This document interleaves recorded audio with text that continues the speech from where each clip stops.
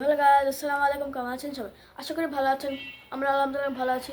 So আজকে হচ্ছে শুক্রবার, আর আজকে হচ্ছে আমাদের জামাতে ইসলামের আমির ডক্টর শফিকুর রহমান আসবেন যে ওসমান স্টেডিয়ামে। সো আজকে হচ্ছে আমরা ওখানে যাবো। সো চলেন আমরা যাই, আপনাদেরকে দেখাই। Let's go. সো আমরা হচ্ছে এখন বের হয়ে গেছি, আর ওই যে আমার বাবা। সো চলেন যাই। আমরা হচ্ছে এসে পড়েছি এখানে, এখানে অনেক ভিড়।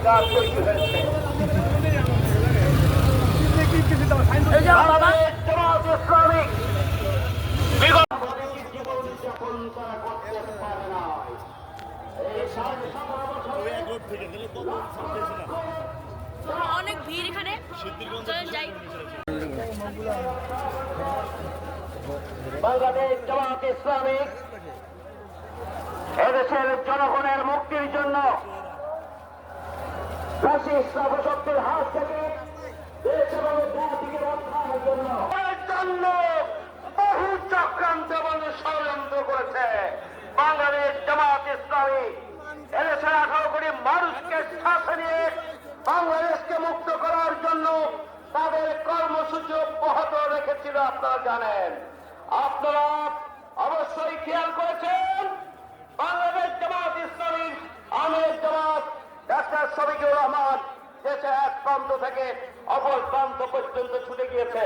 যেখানে বিপন্ন মানবতা, যেখানে বিপর্যস্ত মানবতা, যেখানেই নদী ভাঙন, যেখানেই বন্যা, যেখানেই অ্যাক্সিডেন্ট, যেখানেই দুর্ঘটনা, আমির জামাত ডাক্তার শফিকুর রহমান সেখানে ছুটে গিয়েছেন।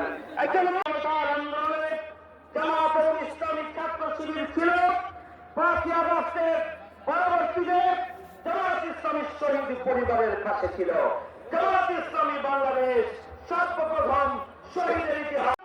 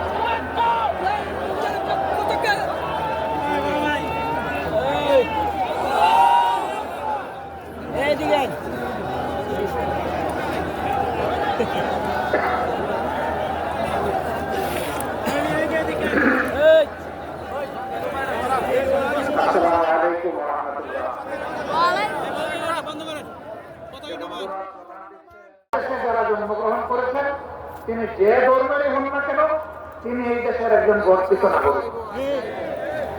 বাংলাদেশের সংবিধান সকলকে সমান অধিকার দিয়েছে, সাংবিধানিক অধিকার। কিন্তু আশ্চর্যের বিষয়, কষ্টের বিষয়, আকাশ দখল করেন, উপরের দিকে সেখানে আপনি ইন্ডাস্ট্রি কায়েম করেন, এই জায়গাগুলোকে আপনি গণহত্যা করবেন না। আশ্চর্যজনক ভাবে আমাদের দেশের সয়েলকে, ল্যান্ডকে জেনোসাইড করা হচ্ছে, গণহত্যা করা হচ্ছে, শেষ করে দেওয়া হচ্ছে। ইন্ডাস্ট্রি জায়গা থাকলেও আমি বিনয়ের সাথে অনুরোধ করবো, আমি দল মত ধর্ম চারটা। আমরা হচ্ছে কেক ক্রামে আসছিলাম, এখান থেকে একটা কেক খেলাম, হচ্ছে আমরা বেরিয়ে যাবো। চলেন যাই। সো আমি এখন একটা সেজেন জুস নিয়েছি, এবং সেজেন জুস খেতে খেতে এখন বাসায় যাবো। আমাদের ওখানে মসজিদে, আলামিন মসজিদ। চলেন যাই। সো আমরা হচ্ছে এখন বাসা এসে পড়েছি, বাসার সামনে। সো আজকের জন্য এ পর্যন্তই। আল্লাহ হাফেজ।